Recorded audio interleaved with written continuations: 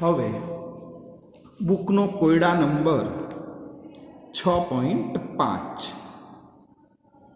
પાણીની બાષ્પ સંપૂર્ણ વાયુ છે તેમ ધારીએ 1 મોલ પાણીનો 1 બાર દબાણ અને 100 સેલ્સિયસ તાપમાને મોલર એન્થાલ્પી ફેરફાર એટલે ડેલ્ટા એચ 41 કિલો જૂલ પ્રતિ મોલ છે. તો આંતરિક ઉર્જાનો ફેરફાર એટલે ડેલ્ટા યુ તમે શોધો.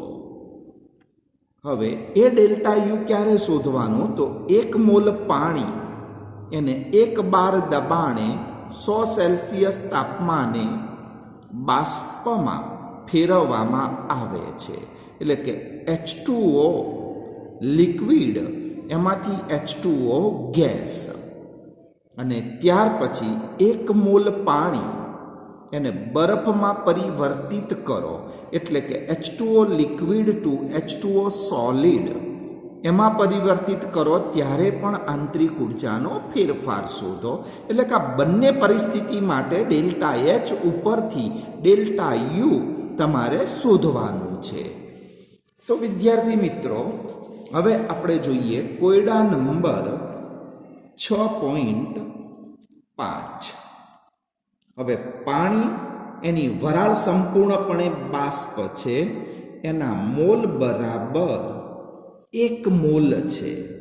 1 મોલ દબાણ કેટલું? તો કે 1 બાર દબાણ છે, અને 1 બાર દબાણે 100 સેલ્સિયસ વત્તા 273 એટલે કે 373 કેલ્વિન તાપમાન છે, જેમાં એન્થાલ્પીનો ફેરફાર ડેલ્ટા એચ બરાબર 41 કિલો જૂલ પ્રતિ મોલ હોય તો આંતરિક ઉર્જાનો ફેરફાર ડેલ્ટા યુ તમે શોધો છો. તો ડેલ્ટા એચ ઉપરથી ડેલ્ટા યુ આપણે શોધી શકીએ. હવે સૌ પ્રથમ પહેલો પોઈન્ટ, જેમાં કહ્યું છે તમને કે 1 મોલ પાણીને 1 બાર દબાણે 100 સેલ્સિયસ તાપમાને બાષ્પમાં ફેરવવામાં આવે છે. હવે 1 મોલ પાણી 1 બાર દબાણે 100 સેલ્સિયસ તાપમાને તમે બાષ્પમાં ફેરવો તો સૌ પ્રથમ લખો H2O liquid gives H2O gas. હવે ડેલ્ટા એચ ઉપરથી ડેલ્ટા યુ શોધવાનો. વાયુમય પ્રણાલી છે, જોઈ લેવાનું ઇક્વેશનમાં ગેસ છે કે નહીં. તો એના માટેનું સૂત્ર લખો. તો આ પ્રક્રિયા માટે ડેલ્ટા એચ બરાબર delta you plus delta NgRT સંબંધ તમારે લેવો પડે. આપણે ડેલ્ટા એચ આપેલું છે, ડેલ્ટા યુ શોધવું છે, તો ડેલ્ટા યુને સૂત્રનો કરતા બનાવવું તો delta H minus delta NgRT. હવે આપણે ડેલ્ટા Ng એ શોધી નાખો તો લખી શકીએ કે જ્યાં ડેલ્ટા Ng બરાબર Np માઇનસ Nr બરાબર H2O ગેસ, અહીંયા આગળ નિપજના ગેસના મોલ 1, પ્રક્રિયકમાં લિક્વિડ છે એટલે એના મોલ 0, કેમ કે આપણે ડેલ્ટા Ng ગેસના જ મોલ લઈ શકીએ. તો ડેલ્ટા Ng નું મૂલ્ય કેટલું થશે? 1. હવે કિંમત મૂકી દઉં તો અહીંયા ડેલ્ટા યુ બરાબર ડેલ્ટા એચ નું મૂલ્ય છે 41. એકમ ખાસ જોજો કિલો જૂલમાં છે. તો 41 માઇનસ ડેલ્ટા Ng નું મૂલ્ય 1 ગુણ્યા આર નું મૂલ્ય. હવે આ મૂલ્ય શામાં છે? કિલો જૂલમાં. આ કિલો જૂલમાં છે તો આરનું મૂલ્ય જૂલમાં કેટલું હોય છે? 8.314, પણ એકમ જૂલ પ્રતિ મોલ કેલ્વિન. આ કિલો જૂલમાં છે, આરનું મૂલ્ય જૂલમાં લખો એ ના ચાલે, એટલે એને પણ મારે કિલો જૂલમાં લખવું પડે. એટલે કે 8.314 ગુણ્યા જૂલમાંથી કિલો જૂલ એટલે 10⁻³ નાનામાંથી મોટા, એટલે એકમ થશે કિલો જૂલ પ્રતિ મોલ કેલ્વિન. એટલે કે અહીંયા આગળ આરનું મૂલ્ય 8.314 ગુણ્યા 10⁻³ ગુણ્યા તાપમાન કેલ્વિનમાં 100 સેલ્સિયસ વત્તા 273 એટલે કે 373 કેલ્વિન થઈ શકે છે. માટે ડેલ્ટા યુ બરાબર 41 ઓછા આ 3નો ગુણાકાર તમે કરો એટલે એ ત્રણેયનો ગુણાકાર તમને મળે છે 3.096. એટલે આ કિલો જૂલમાં વેલ્યુ તમારી આવી ગઈ. માટે ડેલ્ટા યુ આમાંથી આ બાદ કરશો એટલે 37.904 કિલો જૂલ પ્રતિ મોલ, જે ડેલ્ટા એચનો એકમ એ જ ડેલ્ટા યુનો એકમ આવી શકે છે. એટલે આવી રીતે ડેલ્ટા એચ ઉપરથી ડેલ્ટા યુ તમે શોધી શકો છો. હવે ત્યાર પછીનો બીજો પોઈન્ટ. હવે બીજા પોઈન્ટમાં આપણને કહ્યું છે કે 1 મોલ પાણી છે એને બરફમાં પરિવર્તિત કરવામાં આવે છે.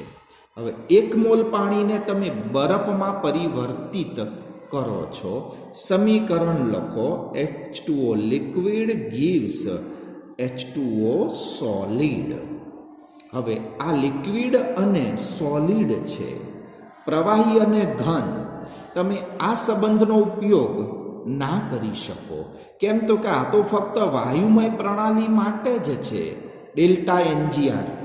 પણ જો સમીકરણમાં લિક્વિડ ને સોલિડ હોય, કોઈ ગેસ જ ના હોય, તો આવા સંજોગોમાં આપણે કહી શકીએ છીએ કે અહીંયા આપેલી જે પ્રણાલી છે એ પ્રણાલીમાં અહીંયા આગળ ઘન અને પ્રવાહી ઘટકો હોવાથી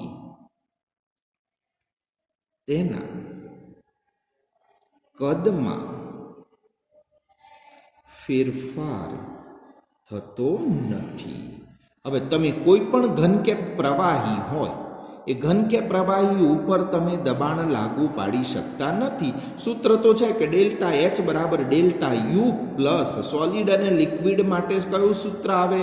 ડેલ્ટા NGRTના બદલે પી ડેલ્ટા વી સંબંધ તમારે લેવો પડે. પણ આ ઘન અને પ્રવાહી એના ઉપર તમે દબાણ લગાડી ના શકો, કદમાં ફેરફાર થાય નહીં. કદમાં ફેરફાર ના થાય માટે ડેલ્ટા વી બરાબર 0. ડેલ્ટા વી 0 માટે ડેલ્ટા એચ બરાબર શું થશે? Delta you. અને ડેલ્ટા એચ અને ડેલ્ટા યુ લગભગ એપ્રોક્સિમેટલી સમાન થાય. માટે અહીંયા આગળ ડેલ્ટા યુનું મૂલ્ય પણ ડેલ્ટા એચના જેટલું જ થઈ શકે. એટલે કે ડેલ્ટા યુ બરાબર 41 જ કિલો જૂલ પ્રતિ મોલ આવી શકે છે. એટલે આવું MCQમાં પણ પૂછે કે જો સમીકરણમાં ગેસ ના હોય, લિક્વિડ ને સોલિડ હોય, તો સીધી ખબર પડી જાય કે કોઈ પણ દાખલામાં સોલિડ અને લિક્વિડ હોય તો ડેલ્ટા એચ ડેલ્ટા યુના મૂલ્યો લગભગ કેવા થશે? સરખા. તો આની સાથે તમારો આ કોયડો છે એ પૂર્ણ થયો. હવે ત્યાર પછી આગળ તો વ્યાખ્યા હેતુલક્ષી એના માટેનો ટોપિક આવે છે. તો પ્રણાલીના ગુણધર્મો વિશેની વાત આવે છે. હવે સામાન્ય રીતે પ્રણાલીના ગુણધર્મો બે પ્રકારના હોય. એકને કહેવાય છે માત્રાત્મક ગુણધર્મો અને બીજાને કહેવાય છે વિશિષ્ટ ગુણધર્મ.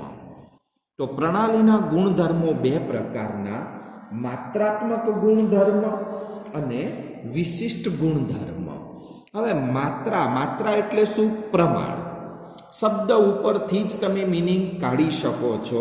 તેની વ્યાખ્યા બની શકે કે પ્રણાલીના જે ગુણધર્મો દ્રવ્યના જથ્થા ઉપર આધારિત હોય. પ્રણાલીના જે ગુણધર્મો, માત્રા એટલે દ્રવ્યના જથ્થા ઉપર આધારિત હોય, તેમને માત્રાત્મક ગુણધર્મો કહે છે. એટલે દ્રવ્યના જથ્થા ઉપર આધારિત ગુણધર્મો એમને માત્રાત્મક ગુણધર્મો તરીકે ઓળખી શકાય. હવે આવા ગુણધર્મો જથ્થા ઉપર આધાર રાખતા નથી અને માટે આવા ગુણધર્મોને દર્શાવવા હોય તો માટે આવા ગુણધર્મો જે છે એ ગુણધર્મો પ્રતિ મોલ અથવા તો પ્રતિ ગ્રામ વડે દર્શાવાય છે. એટલે આવા ગુણધર્મોને કાં તો પ્રતિ મોલ કાં તો પ્રતિ ગ્રામ વડે તમે દર્શાવી શકો. હવે માત્રાત્મક ગુણધર્મો એટલે દ્રવ્યના જથ્થા ઉપર આધારિત ગુણધર્મો થયા, જેમાં તમે કોઈ પણ પ્રણાલી હોય એ પ્રણાલીનું વિભાજન કરો. તો પ્રણાલીનું વિભાજન કરવામાં આવે તો તેના જે વિભાજિત ભાગ થવાના છે જુદા જુદા, એ વિભાજિત કરેલા દરેક ભાગમાં આ ગુણધર્મ જે છે એ ગુણધર્મનું મૂલ્ય છે એ શું થાય તો કે બદલાઈ જાય. કેમ કે દ્રવ્યનો જથ્થો બદલાઈ જાય એટલે ગુણધર્મ પણ, એ માત્રાત્મક ગુણધર્મ પણ બદલાઈ જશે.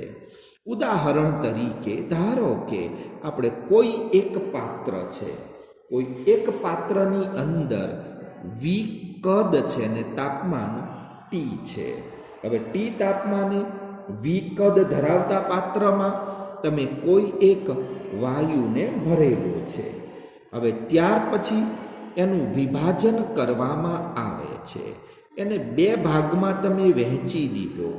જો વિભાજન કરવામાં આવે એટલે બંને ભાગમાં તાપમાન તો અચળ રહેશે, કંઈ તાપમાનના ભાગ ના પાડે, પરંતુ કદ એક બાજુ V2 તો V1 તો બીજી બાજુ V2, એટલે ટૂંકમાં બંને બાજુ કદ વીમાંથી V/2 અડધું અડધું કદ થઈ જશે.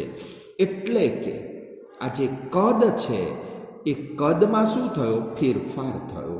તો કદમાં ફેરફાર થયો તો આવા સંજોગોમાં કદ બદલાય. કદ ઉપરથી બંને ભાગમાં દળ પણ વહેંચાઈ ગયું, મોલ પણ વહેંચાઈ ગયા. તો આવા સંજોગોમાં આ જે ગુણધર્મ થયો એ માત્રાત્મક ગુણધર્મ કહી શકીએ કે પ્રણાલીનું તમે વિભાજન કર્યું તો બંને ભાગમાં ગુણધર્મના મૂલ્યો શું થયા? બદલાઈ ગયા. પહેલા વી કદ હતું, બંને બાજુ કદ વહેંચાઈ ગયું, તાપમાન અચળ રહ્યું.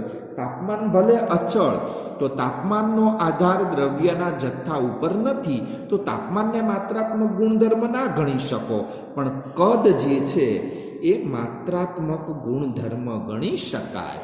તો આ ઉદાહરણ પણ ખાસ યાદ રાખજો MCQ માટે કે માત્રાત્મક ગુણધર્મમાં કદ ઉપરથી શોધાય દળ, ત્યાર પછી અહીંયા ભાગ વેચાઈ ગયા એટલે મોલ.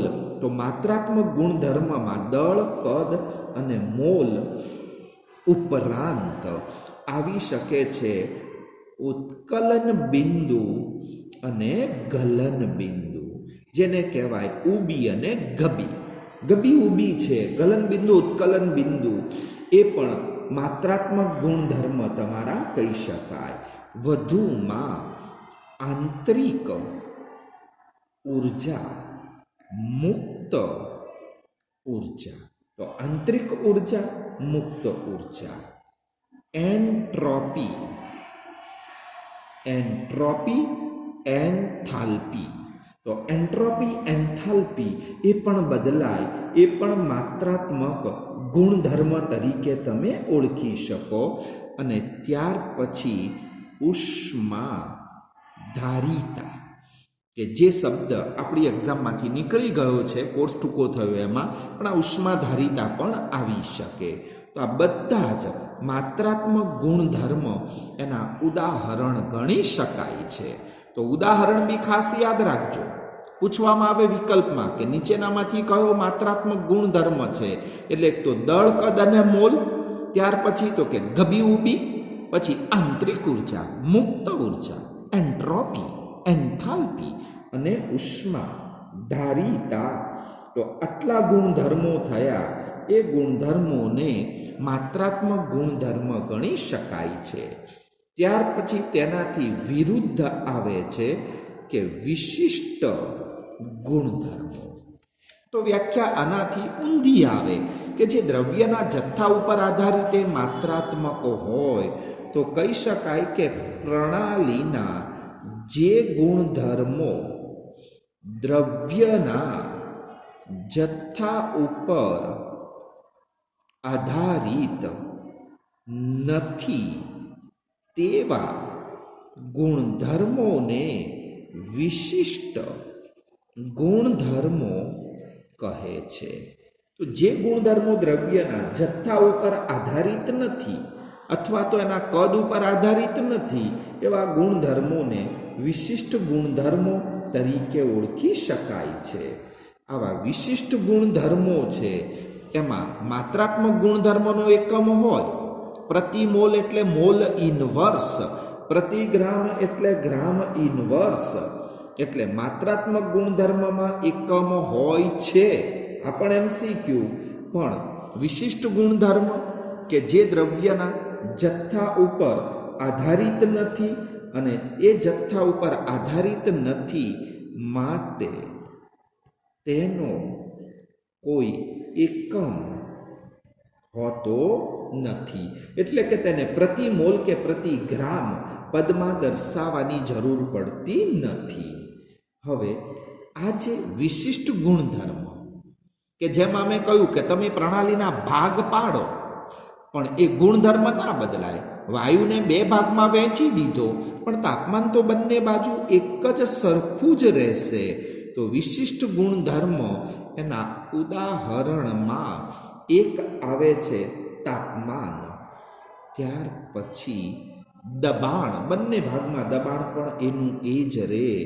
ત્યાર પછી આવે છે ઘનતા, ઘનતા પછી વક્રી ભવનાંક અને વિશિષ્ટ ઉષ્મા ધારિતા.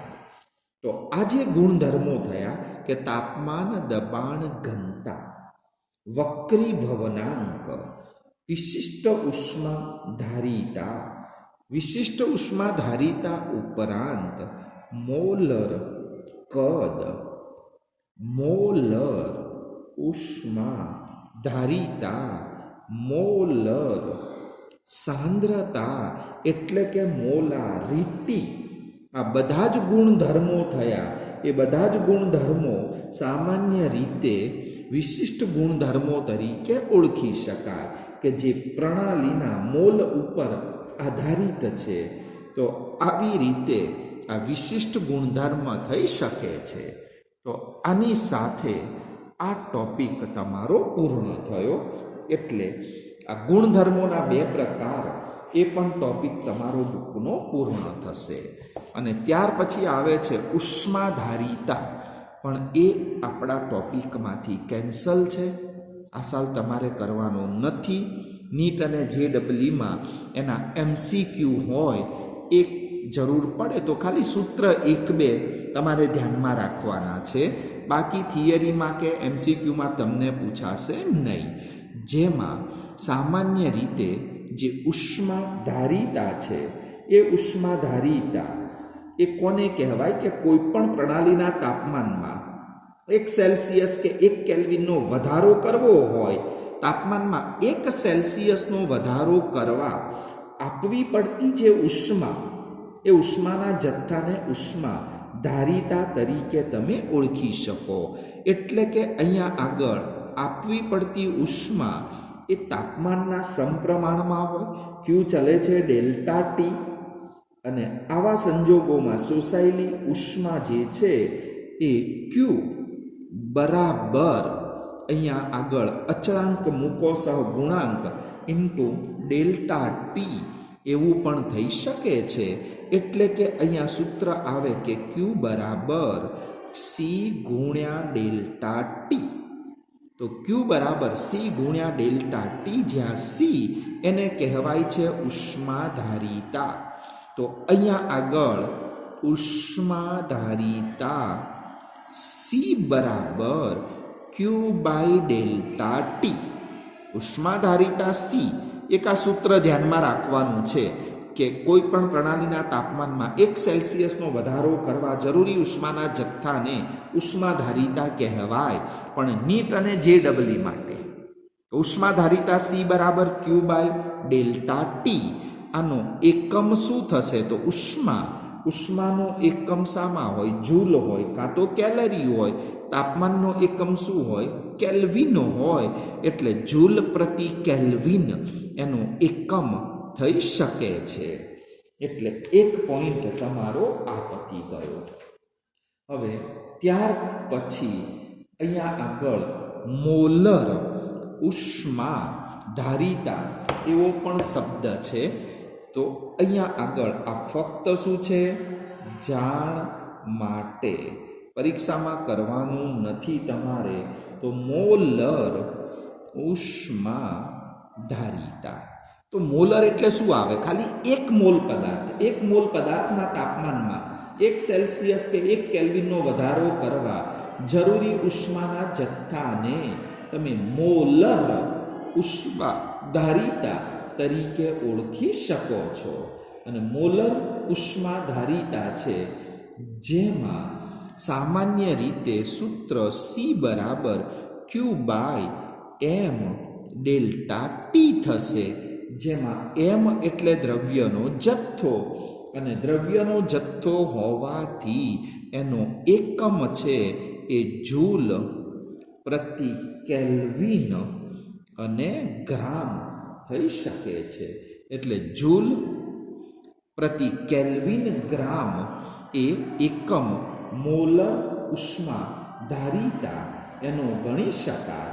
એટલે ઉષ્માધારિતામાં આવી રીતે તમે મોલર ઉષ્માધારિતા અને વિશિષ્ટ ઉષ્માધારિતા તરીકે પણ ઓળખી શકો. તો આની સાથે આ ટોપિક તમારો એ પૂર્ણ થયો.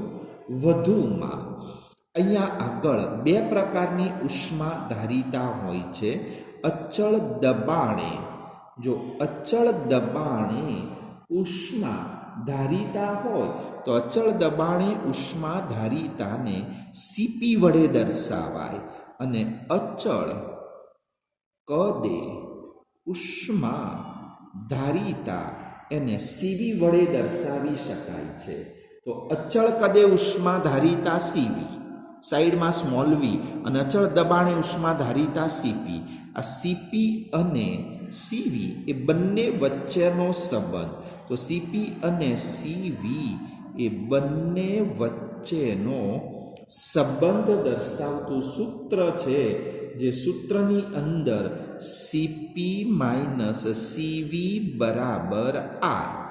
એટલે સીપી સીવીનો તફાવત વાયુ અચળાંક આર જેટલો થઈ શકે છે. તો આટલો ટોપિક તમારો ખાલી જાણ માટે સૂત્રોને એકમ, આટલી વસ્તુ તમે જેડબલી નીટ માટે ધ્યાનમાં રાખી શકો. બાકી આપણે આવી કોઈ થિયરી કરવાની રહેતી નથી. એટલે એ પતી ગયું કે આ સૂત્રો ખાલી ડેલ્ટા એચ ડેલ્ટા યુનું માપન, એ પણ થિયરીની કોઈ જરૂર જ નથી તમારે. પણ એટલું એમાં એ આવે કે એમાં બોમ્બ કેલોરીમીટર નામનું જે સાધન છે, એ બોમ્બ કેલોરીમીટર નામનું સાધન, જેનો ઉપયોગ કરીને પ્રાયોગિક રીતે ડેલ્ટા એચ ડેલ્ટા યુનું મૂલ્ય તમે શોધી શકો છો. એવી જ રીતે આ બોમ્બ કેલોરીમીટરની માફક ડેલ્ટા યુનું માપન કરવા માટે બોમ્બ કેલરીમીટર, ડેલ્ટા એચનું માપન કરવા માટે તમારે સાદું કેલરીમીટર એનો ઉપયોગ કરી શકાય છે. એટલે એ પણ જાણ માટે કોયડા નંબર 6.6 જે આ સૂત્રો ઉપર આધારિત કોયડા છે, એટલે આ સૂત્રો ઉપર આધારિત કોયડા એટલે એ પણ તમારે જરૂર નથી, એટલે એ પણ કેન્સલ થશે 11માની એક્ઝામમાં. એટલે અહીંયા સુધીનો ટોપિક તમારો આ પૂર્ણ થયો.